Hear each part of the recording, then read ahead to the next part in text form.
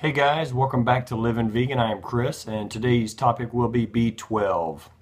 B12 is a water-soluble vitamin, something all of us need to intake as part of our diet or as a supplement. Our bodies do produce a slight amount in our gut from the bacteria, but it's usually not enough to sustain a normal level. Causes or reasons you need B12 or complications of not having enough are anemia. You can also develop coronary artery disease if you're on a plant-based diet eating a lot of fruit.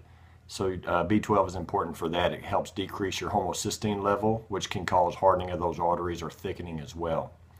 You can get cognitive impairment from B12 deficiency. You can get neurological problems, nerve damage, spinal cord rotting actually. So that's not something I'm interested in.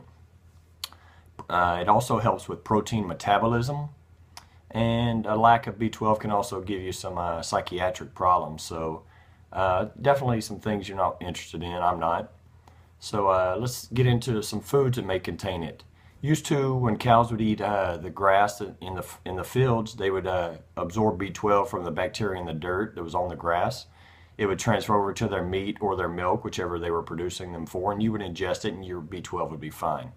Nowadays, cows aren't fed that same diet. They're typically fed grain, soy, corn, so they're not getting the adequate amount of B12. So a lot of your dairy now will be fortified with it, just like your almond milk, soy milk, and hemp. They're all fortified with B12, as well as cold cereals and nutritional yeast. Those are all great examples of some B12 you can obtain.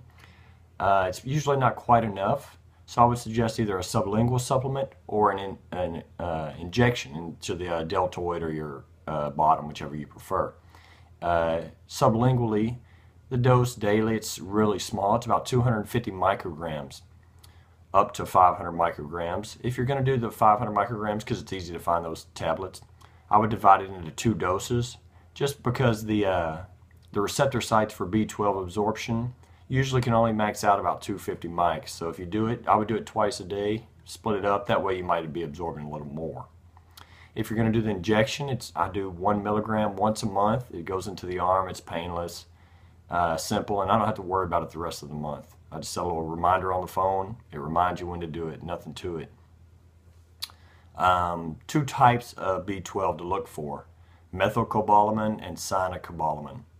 Methylcobalamin is usually the supplement of choice.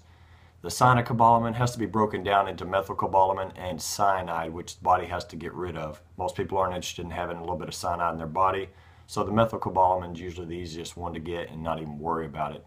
The only difference in the two is that the cyanocobalamin is so cheap for the injections that most people will go for that route.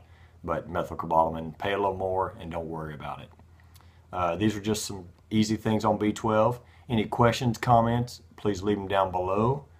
And for more information on it, I'll be happy to respond. Please remember to like, share, and subscribe to this video. And remember, carbs make us happy.